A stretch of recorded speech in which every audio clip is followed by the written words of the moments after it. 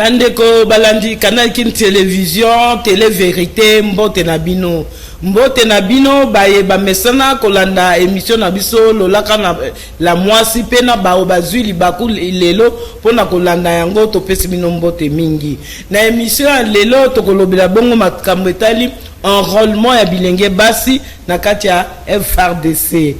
Po na sécurité oyo na este mokonzi ya mboka asengi bilenge ebele basorole na kati ya FRDC pona ko benga na banguna na kati ya mboka na biso yango bilenge ebele bayanoli na mbela ya tata mokonzi me awa tozolobela mingi makambo etali enrôlement ya bilenge basi. Mama Thérèse mbote mingi pe boye bolamu na kati ya émission na biso lolaka la mwasi. Mbote Mama Deo nakanisi bomoni invité na bino o bolingaka o bomesana kolanda na kati ya lolaka la mwasi o tokolobela makambo bongo etali enrôlement ya bilenge basi na kati ya FRDC. Mama na ba mission ya kala o lakisaki biso ke eza na bana ebele babotami na kati ya mobulu o eza na ese na ba viol et tout ça. Bana wana babotami baza rejeté na communauté o eza kuna balinga kata ko sentir bangote mais comme bazaka na kati ya mabele na biso bana wana bakoma lokola ba fazer pe oyo kuna ba mesana ko benga bango ba enfant serpent. Enrôlement ya ba jeune wana ya est eza malamu to mabe pona biso po to moni bilenge ebele ba yanoli na mbela mokonzi po ete ba servir mboka na biso ba kota na kati na ba mapinga na biso po ete biso soto bunda bitumba oyo ba yeli biso to yebiti na te olobi nini?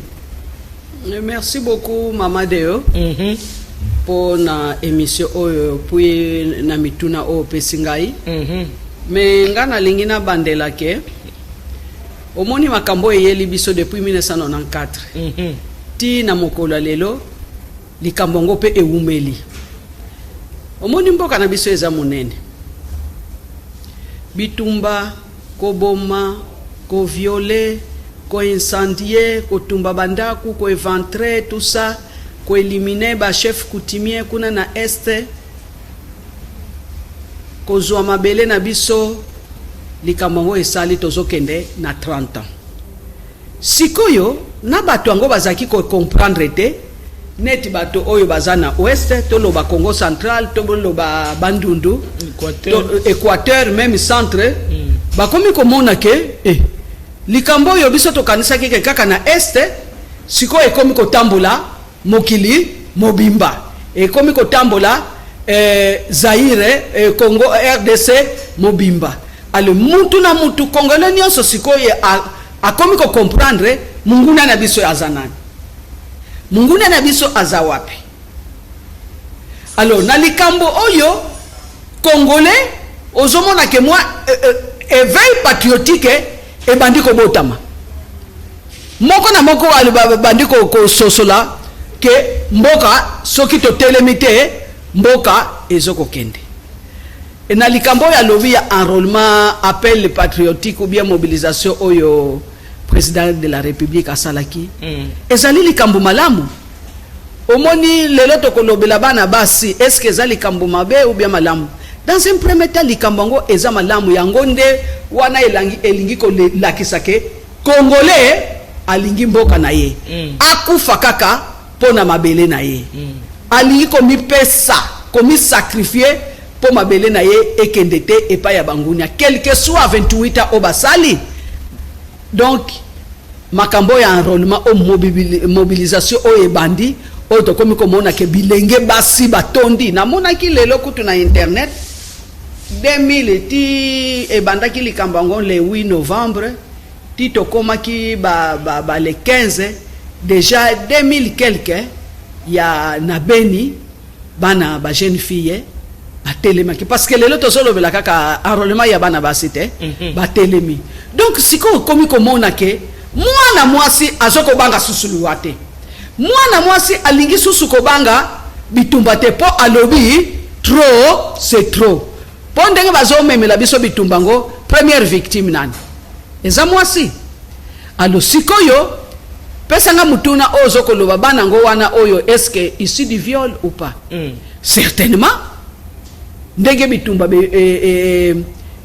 umeli boyeke parmi ya ba enrôlé wana oyo ba victime ou les enfants issus du viol bazawana. Peut-être que pas seulement enfants issus du viol mais ba maman na bango po ba maman mususu ba bota na ba 10 ans na ba 13 ans ba violer banda ko violer bango bazwa bango ba esclave ba kenda ba bota bana mais bazana nu bana, donc des enfants mères. Alors nde ozoko mona ke balobi te et puis tozoko sala ségrégation ya basi ponani toko négliger aspect wana te.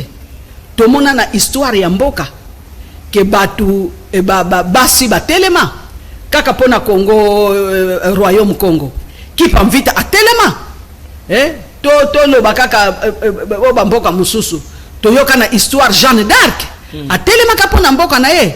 Dans un premier temps ngana lobike likambo oyo bana basi bazali ko telema ezali likambo mutubu ituya et puis ezali leçon o bazali ko pesa na mungunya ke bosakani na biso mingi ya mbalo yo totelemi bokozwa mabele na biso te.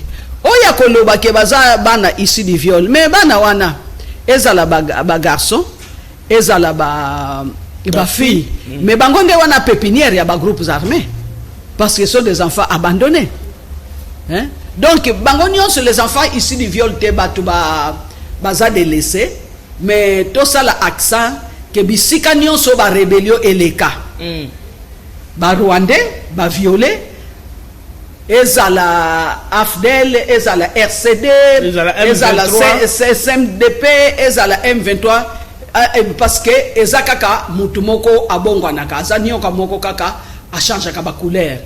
Donc na ba communauté soki yo mwana mwasi yo mwasi ozuizemi oboti mwana ya ndenge wana bakondima mwana wana te. Pourquoi?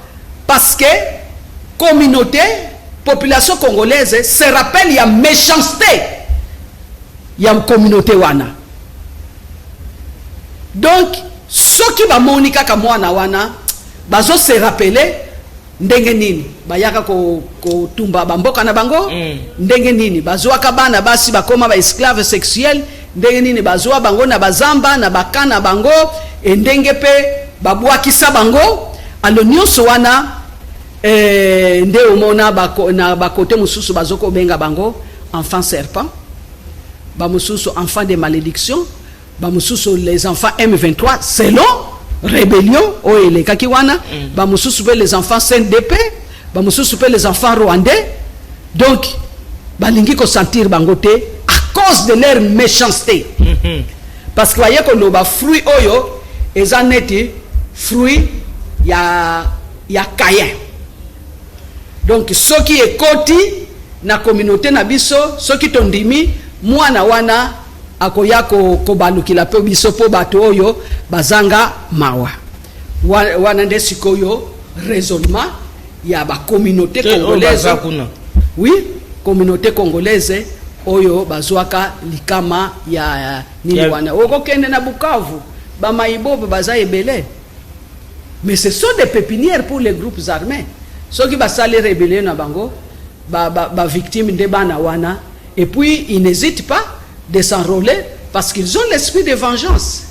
Si go vengeance na bango et aux contre nani, puisque parmi bana oyo ba continue armée bango so bazaka ka ba enfant serpenté ba mususu baza bana penza o ba botami malamu de congolais mais souci ya mboka na bango ba koti ba mususu eza bana oyo baza rejeté. Siko moi je parle plus ya bana oyo baza rejeté na communauté akuna ba konti rébellion ba ko se venger un jour te contre population oyo eza côté okuna. Mais maman mutu soki azana ba frustration na motema, soki azana jalousie, soki azana rancœur, mais mutu na ye salaka bien te yangonde. Normalement nous qui travaillons sur les violences sexuelles, tout ça là bas pilier que maman ou bien mwana moto a kota na mbeba wana, il fallait ce qui a joué traitement sur le plan médical, il faut balandela ye sur le plan psychologique. Et ça même problème na bana oyo ba démobiliser. Mais ba démobiliser, ba tiki bango kaka boye ni sur le plan ni appui sur le plan matériel, et ce qui est encore grave, ni sur le plan psychologique, ba jouer traitement. Alors, baza déjà na ba blessure. Ce sont des enfants qui ont vécu dans les atrocités, qui ont ba koti armé. Alors ba koti armé. Résultat kozande. Résultat kozala nini mama? Kayangonde ozokomona même awa na Kishasa okoyoka o militaire azui munduki abeti na yemuninga. O militaire azui kaka azole kaboye abeti na ye population. Surtout côté kuna kutu n'en parle pas. Hein? Donc c'est fait à dessein, c'est un fourre-tout. Yangonde na kaka na réseau, disons na article o na tangaki lelo na butu, balobi ke bazo sala net sélection. Donc il y a des critères. Alors ba critères wana il faut ezala rigoureux. Ba publier pe ba critères wana potoyeba qui on est en train d'enrôler dans l'armée. Ba enrôler ba bandite, ba enrôler ba miyibite, ba enrôler même tabana wana ba ko enrôler bango, mais il faut quand même suivi ezala. Il faut quand même bo ba bénéficier na ba soin mokoboye.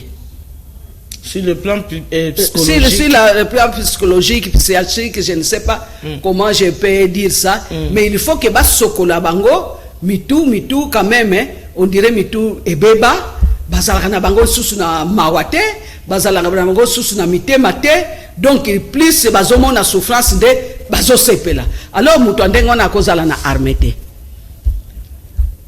Voilà un peu. Donc ba critère il faut ba yebisa biso, et puis basta la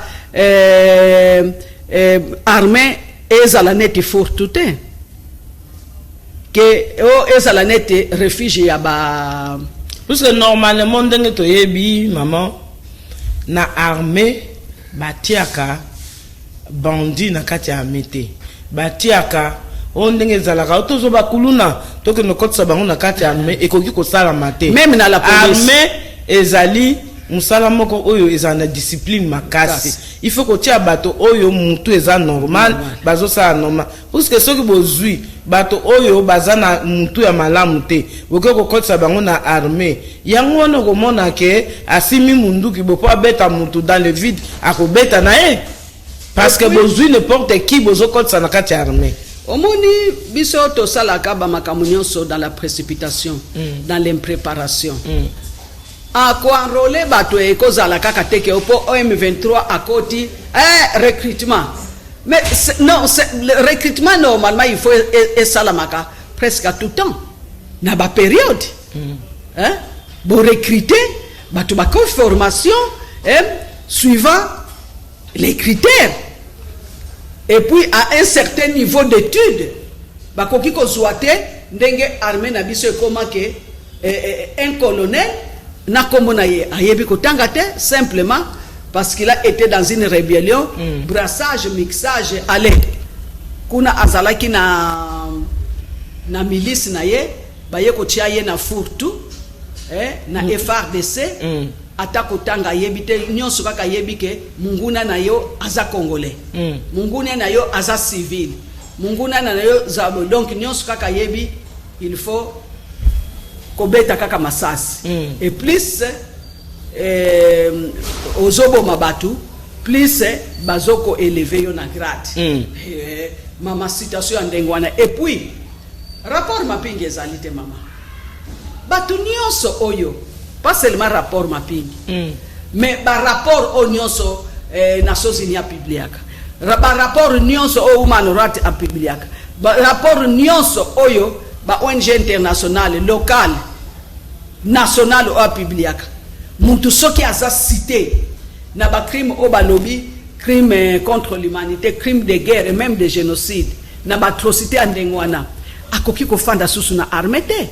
Il faut batia ye ba pesa ye na maboko ya ba juge po bakoka ko juge ye. Soki bakoki ko juge te ye te. Mais ba longola ye na armée. parce que c'est un élément dangereux et pour la population et pour la nation. Et puis mama critère mususu oyo tozokoloba que il faut batala na niveau pe ya kolinga mboka ba recrutement et salamaki patriotisme toyokaki ba recrutement et bandaki ko salama na Nord Kivu tomonaki ke toyokaki et puis tomonaki ke batu ya ba Rwandais oyo baza envoûté obsédé pour na Congo ba s'infiltrer.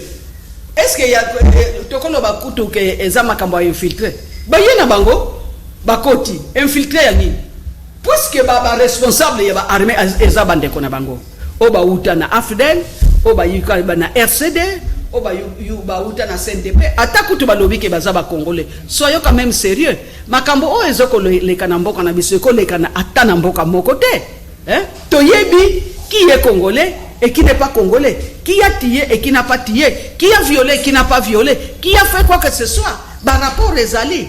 Mais bangonde bazana ba poste ya commandement, ba moni batwa ndengwana. Donc ba mususu oyo bazana armée puisque tozolo belaka na armée, on dirait bazana mission pour na koyako bebisa armée na biso. Na moyi bazaba congolais.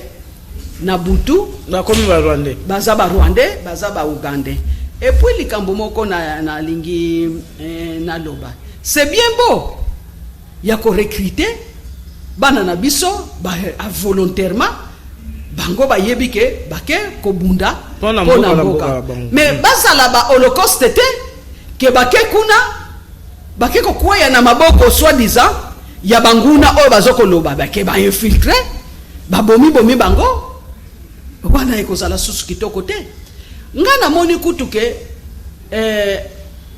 soki tokoki koloba te ke to banda nanu ko sokola armée na biso mais il faut quand même des préalables parce que tout le monde est en train de crier que il y a des infiltrés mais qui sont ces infiltrés? Tout le monde connaît ces infiltrés mais tout le monde se tait. Si vous avez vraiment moi na mboka oyebi ke ba infiltré bazali olingi ko dénoncer te elobi nini nani yango ayebi bangote oko dénoncer ni nani ayebi bangote ke ba infiltré à partir du président de la République Tito Komanase nani ayebi ba infiltré te mais nous tolanda ki awa communauté internationale amemela ki biso brassage na mixage brassage na mixage wana et ça source ya infiltration et puis pendant 18 ans autosali ce n'est pas moi qui l'ai dit 18 ans oya M. Kabila et salaki ke ba Rwandais nyonso bakota na bango na armée et puis ce n'est pas moi qui l'ai dit ya ba liste bazoko publier que dans chaque province ba owana ba ici ya CNDP ya ici ya RCD bangonde batu bazana ba commandement na ba province jusque dans les fins fonds et certains sont même cités dans plusieurs rapports mais ils ont les postes de commandement. Est-ce que batu andengwana bakolinga que armée ezala disciplinée bakolinga que armée ezala ndenge balobaka une armée moderne poto gagner bitumba awa kaka ba M23 oyoka kite ke ba détourna ki ba munitions o ezoke de bunagana na niveau ya Beni soki ya Lubero ba trahison ndengwana nani abosani yango te ando sikoto soko yoka ke bakangi kingani mais ça ce sont des cas isolés. Il faut aller à la source. Tout le monde connaît les problèmes, tout le monde connaît les causes, mais tout le monde se tait. Parce que nous tous, nous ne voulons pas mourir.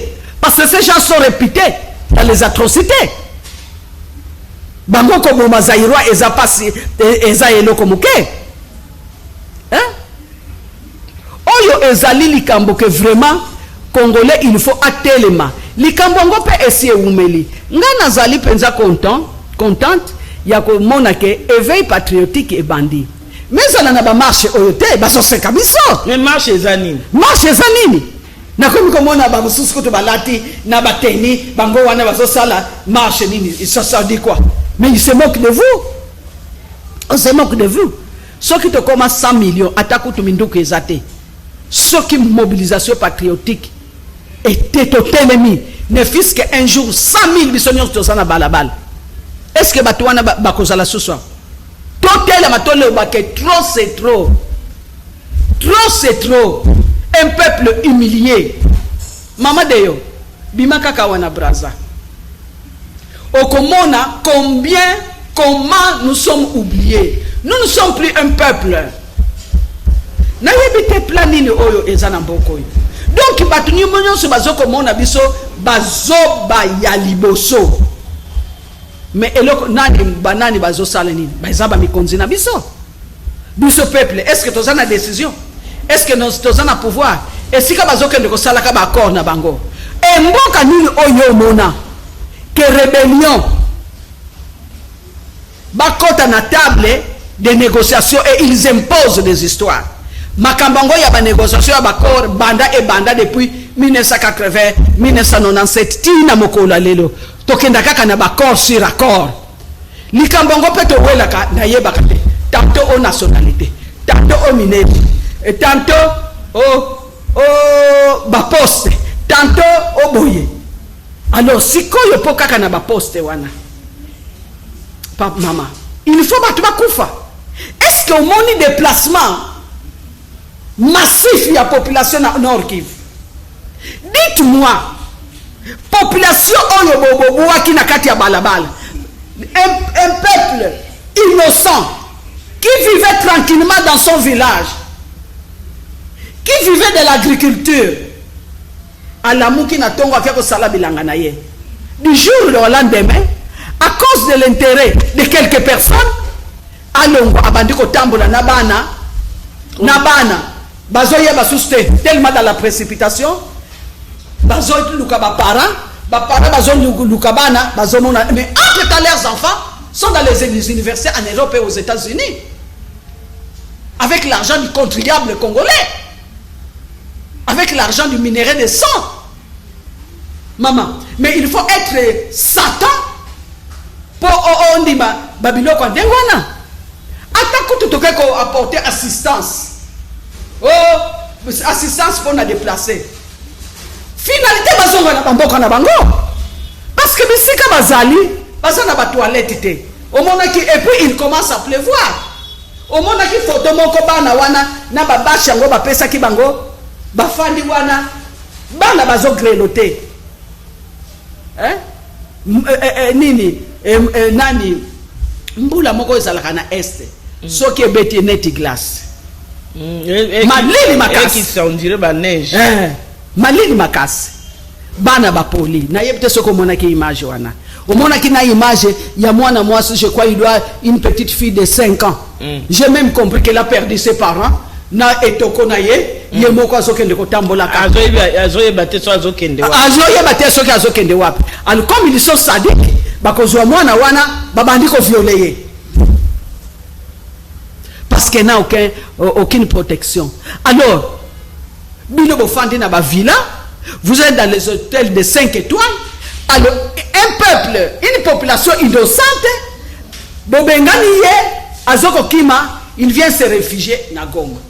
Maman ndenge na zolo ba Goma ikokoya te, Goma ikokoya c'est bien beau, Goma ikokoya te, mais bamboko mususu ekoyi batwana baza batute, ils n'ont pas droit à la vie, ils n'ont pas droit à la sécurité. Kasi yango bakonza mboka bazui mukano ke bitumba e banda pona nini ba récupérer ba mboka wana oyo banguna bazui bongo bitumba ngo e banda te.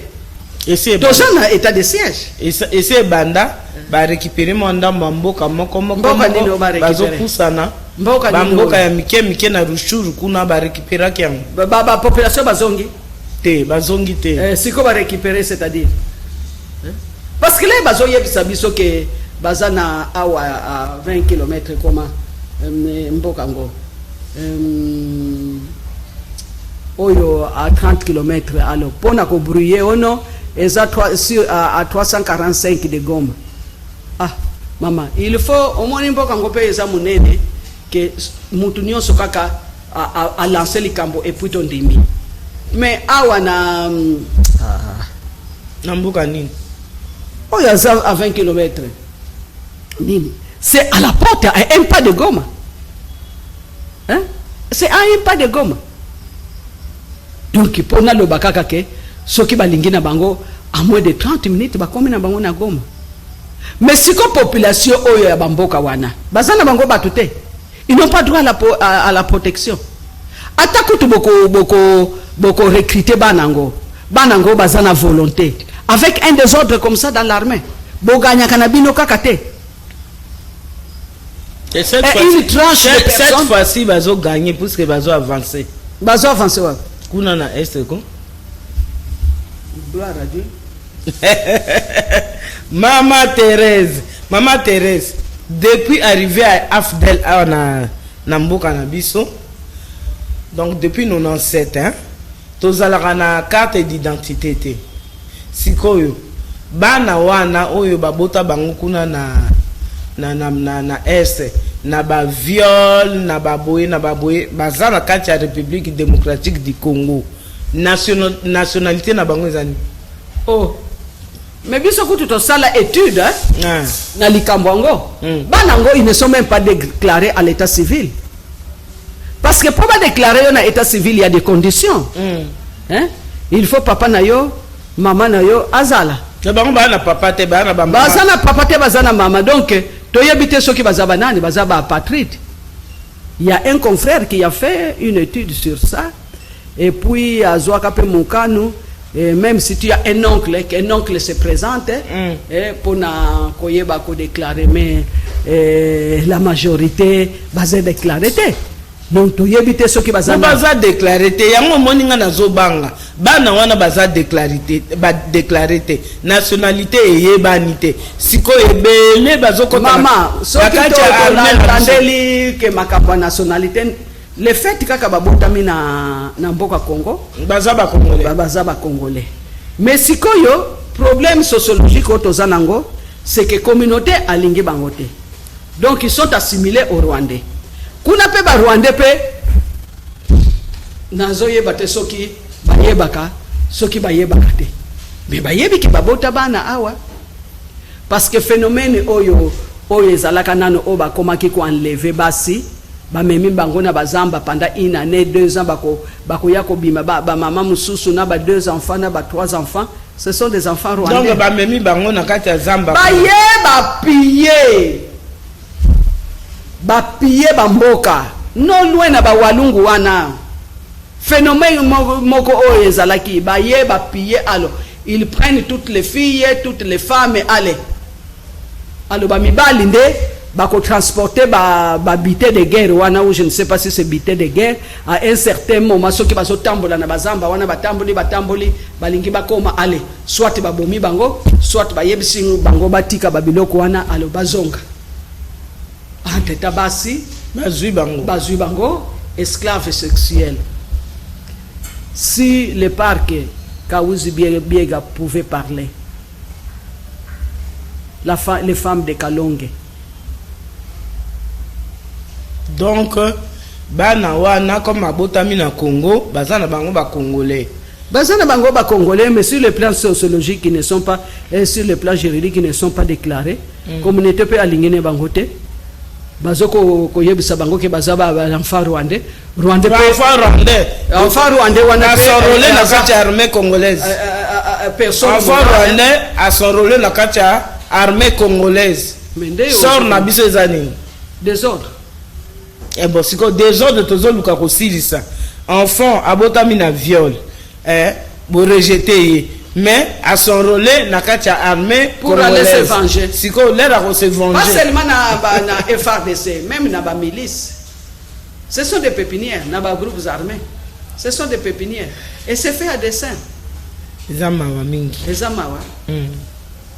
Nini ebongi sala pour résoudre ba problème ya bana wana.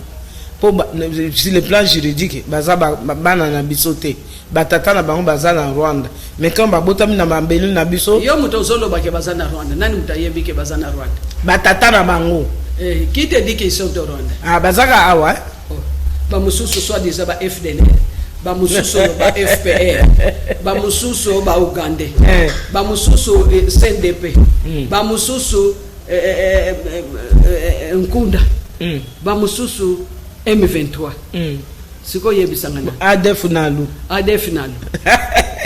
kodeko nyonso kaka na Congo sikoyo bato wana nyonso nde batata ya bana wana siko bana baza epa na biso na mabele na biso siko solution nini tozwa po to résoudre problème so nini tokozwa yo kutu mutu oza na ordre ozozwa eloko akolia te a fortiori mutu aza na désordre yo ndenge ozawe nani mutu azosokipe na yo aza te donc to continue kana désordre pendant que bana wana basi bakoti armée na biso pour likamboyo esila désordre esila il nous faut une révolution comme la révolution française dans le temps on était oyo basali na Mali le peuple malien c'est un peuple uni mais nous sommes toujours divisés et puis nous ne sommes pas sincères et puis on ne sait pas mais vous s'aligner parce que vous êtes sincère parce que vous avez un intérêt individuel. La corruption, les mensonges, l'intérêt individuel. Nous ne sommes pas préparés. Donc tout ce qu'on avait comme le sens de l'intérêt général est si là pour les Congolais. Okoyoka kaka ngamutu na kobongisa mboko yango na zui par na ngana kei. Mais na yoka on dirait bana bazozwa bango kuna na est bazoya kozwa formation soki na nini awa. C'est une bonne chose. Hein? Ce qui est organisé, c'est tout ce que nous demandons, maman. Ils ont organisé parce que biso omoni to bandaka likambo na debi ezalaka bien au comment on appelle un relâchement. Eza likambo république. Tu sais que di azala te oyakoya, il faut continuer. Et puis normalement pour enrôler batuna armée il faut kokaki kozala nango un événement. Donc ça devrait être une activité quotidienne ou périodique. Donc une affaire de l'État. Périodique. Oui. Nganazaki na campus à l'époque du professeur Likulia. Chez chaque année qu'il y avait recrutement dans nos facultés. Pas seulement à la faculté de droit. Dans toutes les facultés. Puisque dans l'armée, il y a des médecins, il y a des juristes, il y a des économistes, il y a des ingénieurs. Il y a tout là-bas. Mais après le coup là, je ne sais pas si ça continue ou pas. Et comment se font cet enrôlement, je ne sais pas. Mais en tout cas, il y avait de nos collègues de la première année, Tito Kosilisa, Bango Bazalakana, Bango militaire, en faculté de droit. Et ce n'était pas un événement. Et c'est comme ça que ça devrait se faire. Non, le recrutement, c'est là qui net na faculté de droit. Ceux qui va s'illicite, aussi bango wana bazalaki ba magistrat militaire, non? Vous comprenez? Awa na badia dinge awa erosion ezaki ko salema wana.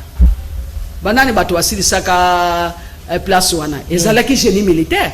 Bana na biso oyo ba silisa na polytechnique, ba mususu ba silisa na ISTA, ba mususu na ba silisa na IBTP. Mais qui était dans l'armée? Hein? Donc dans l'armée, il y a du tout. Oui, formation est sur tous les plans. Oui. Formation est allée sur tous les plans.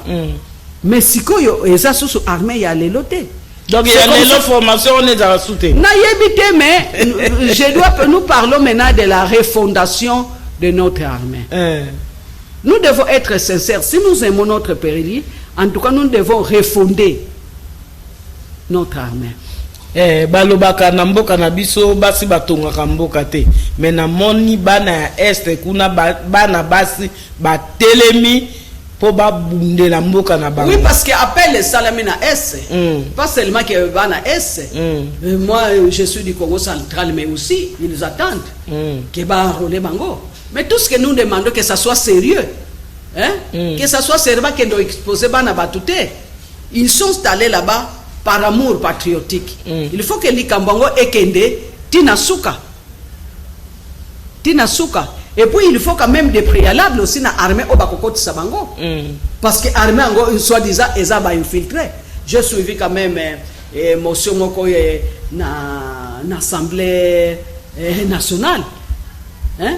Ceux qui déjà assemblée nationale à reconnaître qu'il y a des infiltrés, qu'il y a une infiltration à tous les niveaux, surtout l'armée. A fortiori bitso ba peuple. Toloba loba ba rapport ezali. Et puis infiltration wana et même les biso ba inconvénients et belé. Parce que mutu akeko se servir sous le drapeau, il faut azala na amour ya patrie. On ne prend pas n'importe qui. Mutu donc mutu akoti na armée, azana 100 fois pour na koloba que je veux me battre pour mon pays. Je vais me battre pour ma patrie au prix du sang. Parce que les Rebakena na bitumba, ils ne savent pas s'ils vont rentrer ou pas. Oui, c'est comme ça. Oui, donc ce sont des gens qui se sont sacrifiés. Ok, ozongi. Moussa na bango za msala passe. Ya passe. Alors, batu o bakokota wana il faut batu moko bayeba sens ya mboka. Amour ya mboka. Siko ngai nazonyata sete mingi. Pona sort ya bana na biso wana nyonso. Bakotika bango ka bongo sans identité, sans quoi bayengaka na mboka ti bakoma rebelle, bakoma sous contre batu na bango o bazakuna. Ozomona teke za danger. C'est ça mon souci. Awa olobaki likambo moko ke banda afdel aya tozaka na ba carte d'identité. Je me rappelle à l'époque l'air ba proposa ke biso likambo ya ba carte d'électeur. Il y a une femme politique qui avait crié en disant que le pays ne nous appartient plus. Pour la nini identité, elle a remplacé na carte d'électeur. Donc ça la na carte vert awa. Oye zalaki ke ba yebina origine na yo. Na mboka na yo. Mais ba yako pesa biso carte d'électeur yangonde ekomi carte d'identité. Carte d'identité. Eza na ba information nyonso te. Et n'importe et puis mutu nyonso akozwa na ye carte d'électeur.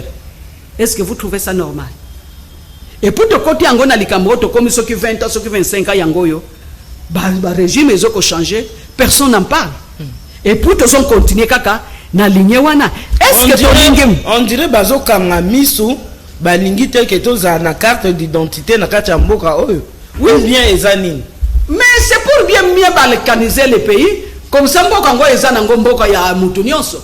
Oyoka ki ba déclaration ke mboka ngo to tika na biso ko bundela mabele parce que mboka ngo ekozala nango ya EAC. Oyoka ki yango te. Oyoka ki déclaration wana te. L'air na yoka ki déclaration wana j'ai commencé à me poser des questions.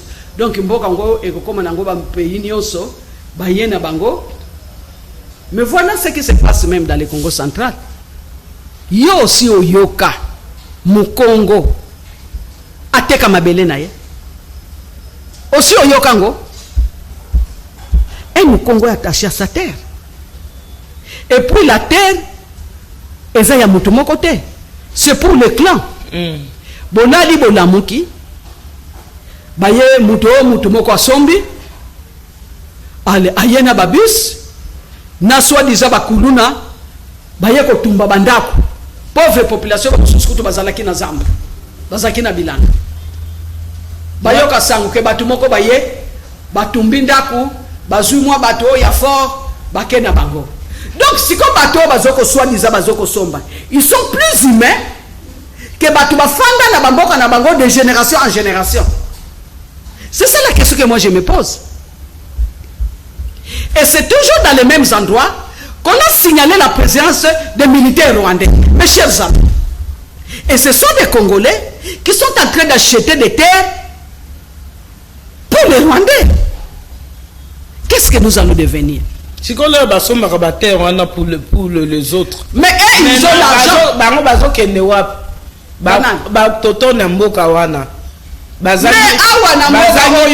Bazangi bilanga bakomi ba déplacer dans leur propre pays na territoire ya boko siko ko ba vivre ndeni Oh, bazo vivre. Ba déplacer interne. Bazo vivre na terre na. Oyo somona na est yango. Bongo ba déplacer ya kwa mutu wazawa. Baza libanda. Épidémie na ba nini ekoya ale bakufikaka. Hein? Alors bazoya ba envahisseurs, ils sont plus humains que les Congolais qui habitent là-bas ou qui habitaient là-bas depuis des siècles. Oh, injustice nino. Mama souci na ngai na kati ya émission oyo ezalaki mingi makambo ya bana wana oyo baza na identité te basonrole FARDC et puis sort na bango ekozala nini, est-ce que bakolave bango mutu, est-ce que bakozonga kuna te pona ko semer terreur, est-ce que c'était ça plus ma préoccupation. Maman likambango ya kwa émission bandiko koma na suka likambango ya kuenrôler bana les enfants soldats ebandi lelo ebanda kala mais oyo préoccupation na yebi kutute na bazui likambango. Maintenant il faut to kota likambango parce que effectivement na monaki quand même na internet parce que j'ai essayé de faire des recherches qu'il y a des critères hein pour s'enrôler. Alors, va publier tout ce qu'ils ont dit, c'est que je vis, il y a des critères. Et que, si c'est comment on les appelle, ils sont en train de suivre ces critères-là. Alors, ils sont en train de respecter ces critères. Mais qu'ils publient ces critères-là, sur base de quoi ils sont en train d'enrôler. Qui a qualité et qui n'a pas qualité. Tu comprends? Hein?